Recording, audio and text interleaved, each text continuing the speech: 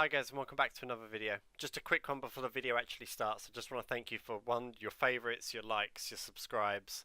I've seen a few of my videos actually getting passed around Facebook on the forums, on the Fiesta pages on the Facebook. It's really cool to see, and I'm glad I'm helping some of you guys out, and I hope I can continue to do that in the future. If you've got any questions, just leave comments. I'll get back to you basically instantly. This video is extremely hard up to the part where you get the old catalytic converter out of your car. The moment you've got that old cat out, putting it all back together again is probably an hour's long job. Like super simple to do. It's just getting the initial heat shield and old cat out of your car. Bear with me, this video it's turned out much better than it actually felt on the day. The Milltek videos and the other videos that you may have seen on YouTube, they don't give it justice of how hard this is to do on a driveway. I would highly recommend going to a garage if you've got the money to just throw money at them and get them to do it.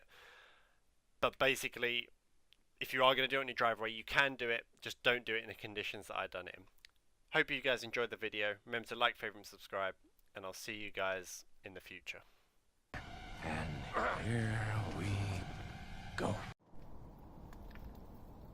Hi guys and welcome back to another install video. Today we're installing the Fiesta ST Sports Cat by Milltek. So we're going to go straight into it. I am working by night time, so apologies with all the lights and stuff, but it's basically pitch black. Right, first things we're going to do, remove both headlights. Super simple to do. Screw that. Screw that, and we're going to have to remove this pop clip as well. So pop clip, I think we're going to need to remove that. Anyway, pop clip, screw, and then at the back down there is a harness. You just remove that harness down there and you'll be fine. Okay, and then the next step will be removing the cowling. I'll show you how to do that. Basically there's a bolt underneath here. I'll show you all that in 2 seconds. Okay, so headlights are out. Next thing, underneath your window wipers are two, I think they're 15 mil, yep, 15 mil, two 15 mils. Undo them, the screws will come off, and what you're going to do is you're going to raise the window wiper up, like so. Give them a wiggle, they are friction put on, so they're going to be quite stiff. So give them a wiggle, tear both of those off, and then we'll move on to the next section, which is removing these clips. As you can see, there. So all of these clips, and basically the whole top section of this will come off. Okay, so remove the clips. So the clip there, the clip there. I'll see if I can get you one. So they look like that. Can you see that? That's what they look like. They got little claws on them. So they're quite hard to get off, but just get the flat head, and just you can see where I've been gouging.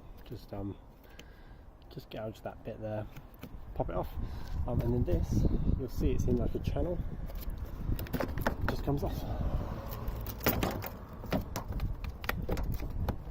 I'll go that aside, but yeah, just pops off, and then we're into the next panel.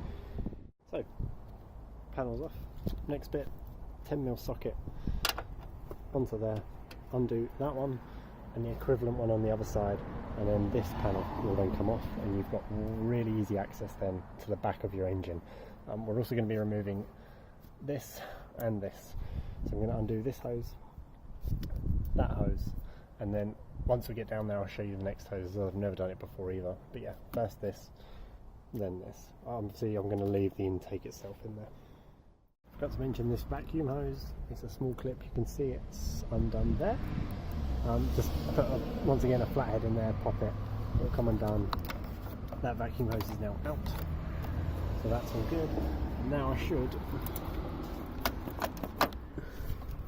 I've missed 2 bolts, there's one here, and I'm assuming there's the equivalent one just there. So another 10mm bolt there, and then it should pop out. So once again, next step, intake, crossover, and hopefully you guys can start to see. If I can get my torch in there with my head, there is the heat shield we're going to get to, so it's quite far down the back of the engine. So to take off the crossover, you also need to take off this and this, and I'm also going to take off this vacuum hose, which is literally just a pinch. You just pinch it and pull it, get it out of the way. Okay, I'm back. So I just want to point out what angle I'm at to get to the crossover. So my hand's down here. I'll show you what I've got on the other side. a few seconds, but I finally got onto it. That should be loose enough, right? So there you go. So literally, I can't remember what size thingy this is. Anyway, smallest one you can get, and a 7mm to get your crossover out. Undo that one. I think I need to undo this one just a little bit. I've just done that back up, so I've undone this one, and it should now just kind of all slide out. Okay, so we're in. That was extremely hard to get out, by the way. I do not recommend doing a crossover. Right, so that's the heat shield. That's what we're going to be removing, and then from there we can work on everything else. So heat shield comes off. I think this heat shield here also comes off. Okay, so that's off. We're going to do the oxygen sensors next. So you've got the primary one, which is this one here, and you've got the secondary one, which is this one here. To get this one off, you just need to basically put a little flathead screwdriver in between that mark there, and then you can just depress it and slide it off. This one's in a tree clip here, so you just need to yank this one out to be able to get to it. Okay, giving up with the oxygen sensor. In terms of where it's positioned on my heat shield, I just can't get in there to actually undo it. So I've undone the plugs. I'm now going to undo all of these bolts. There's one here, there's one there. Let's see if I can get a light on that. There's two just there where my fingers are now. You can just see one poking out there. And there's a fifth one, not 100% sure where it is, probably underneath. But we're going to try and move the heat shield a bit so I can actually get to this oxygen sensor. I admit this is the worst decision of my life. It's pouring down with rain. My car is soaked. I'm still trying to get the heat shield off. They're in really difficult positions to get to. But we'll keep on trying. I want to get to a point where I basically start to take the turbo off. Alright, you drive a Land Rover, mate. Where you start to take the turbo bolts off. And then I'll probably stop for the night and come back in the morning. Hey guys, just to give you an update, I managed to get the oxygen sensor out. So I managed to loosen the heat shield enough that I could move it around a bit. Let me see if I can get my torch on that. As you can see, I've got it like pretty loose now. So I managed to be able to move it to get my socket in there properly, and then I could undo it. So that's one down. I just need to get one more bolt, which is, I don't know, buried deep in there somewhere. You can just see it. I'll try and point to it. That one. Very hard to get to. Once I got that, heat shield comes off. So this seriously is the worst decision I've ever made in my life. Don't do this install on your driveway. It is so hard to do. Carrying on though, I've got both oxygen sensors out and the heat shield. Now the way the heat shield came out, basically I rotated it to the right and then just yanked it. It broke, but who cares, right? Oxygen sensor, I used an oxygen sensor ratchet, one of them, so you can slide over the top of it, crank it. You need some leverage on it because obviously they're quite rusted in normally, because obviously where they are, but we're here. Now it's time to basically lube up everything and get ready for the undoing of the turbo bit. I'm now under the car. Basically you're looking for your engine mount, which is here. We're going to remove these two, we're going to remove these two, and that will give us access to that. That's the prize. That first bolt there, it's moving. I'm exhausted. I'm soaked, exhausted. It's just horrible. That first bolt there, it's moving. We're all good. Okay, an update. I'm way more positive now. I'm really positive. The top turbo bolt, let me see if I can get my torch on it. It is underneath the silver thing where my finger is. Feel your way underneath there, you'll find it. The second one is here. Loosen that one, don't remove it, because you're going to slide the cat up and out that way. Third one, yeah, it's basically underneath the car, super easy to do. I'll go under there now.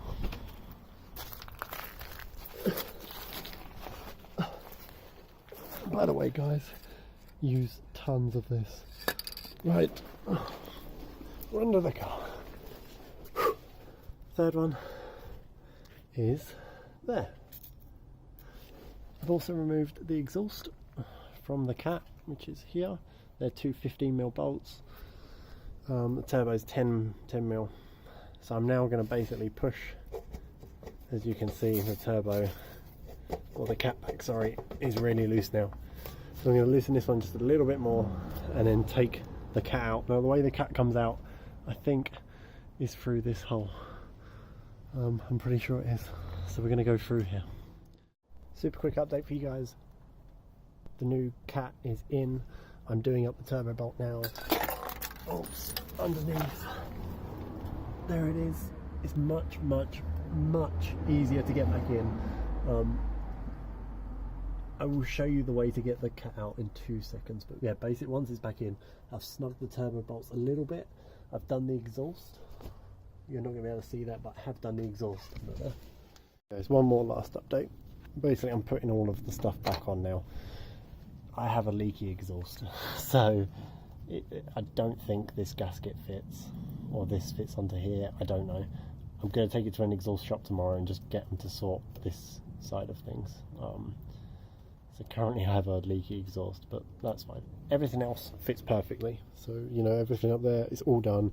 There's no leaks up there at all, like the turbo is all good. Everything's fine, no engine codes, nothing. I've just got a leaky gasket there. But hopefully an exhaust shop should be able to fix that easy peasy.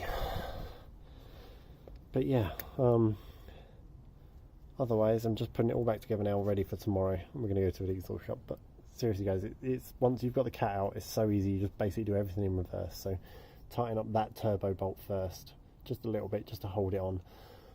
Then that one up there, if you can see that, oh, hang on, can you see that now? You can kind of see it. It's basically, it's here, tighten that one, and then tighten the one that you have to take out. And like I said, just work everything in reverse. So these are all 30mm bolts that hold it on. So just putting everything back together. It's now almost 11 o'clock at night. So if I can just get this in, basically here, little tabs just there. Just make sure you line up those tabs when you pin it back in. Right, it's a new day. I'm going to walk you guys through what I've done yesterday. It ended up about 11 o'clock at night. I was stressed. Basically the sports cat does fit, however the gasket doesn't. The gasket's like too big a bore size, and the standard exhaust is too small, and I had leaks coming out left, right and centre. So I went to a garage. They've put on a slightly smaller gasket, but the plan is at some point to get a new exhaust system anyway. So within the next month or two, I'll get a new exhaust. But I think I might have a tiny leak. But they put some exhaust paste around it, and it should be all fine. But anyway, it's all down there. You can't get to it now, but it was an absolute pain to get the old cat out and the new cat in. The new cat in was actually much simpler. Just be super careful with the turbo bolts. Make sure you lube up everything, and everything in terms of putting it all back together again. You can see it a bit better now, but that's what I was on about. You know, the cowling on top, just make sure it's slotting there. Just little things, and just making sure you do it all in reverse. You don't put the heat shield back on, so that heat shield that I was struggling to get out, you don't put that back on. That's for the old cat. But otherwise, it seems like it's running alright. Right, so this is the old cat. To get it out, basically, if you can imagine it being in the car, like that, pretty much how it's in the car. You basically need to rotate it all the way around, and then from there, you then need to get it out like that. But yeah, so that concludes the install of the sports cat. I know it was a bit everywhere. I know I missed some stuff off. Maybe I'll do a more in-depth video one day talking you through all the different parts and stuff, but it really is just, you know, undo the intake, undo the crossover, undo the window wiper panels and stuff, lubricate all the turbo bolts, pop the heat shield off, pop the oxygen sensors off, and then undo the turbo bolts. Be super careful with them because they might shear. And then undo the exhaust, then take the cat out the way I showed you, and then install the new one and do it all in reverse. The only thing you have to not do is put the heat shield back on, as the Milltek Sports Kit comes with a heat shield. And then finally, just make sure you copper grease the turbo bolt that you do take out, which is the top one. Copper grease that bolt so you can easily get it in and out in the future if you need to, and copper grease the oxygen sensors just a little bit, just so once again if you need to ever get the oxygen sensors out, they can easily come out.